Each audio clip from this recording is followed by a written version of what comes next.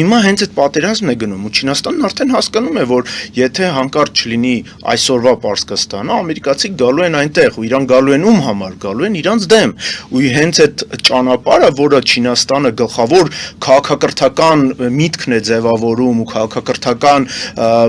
տնտեսությունը դրա 4 կողմն է ձևավորում, դա Պարսկաստանով է անցնում։ Իսկ եթե Ամերիկան մտնի Պարսկաստան, ո՞նց է Չինաստանը իր աշխատանքը տանելու։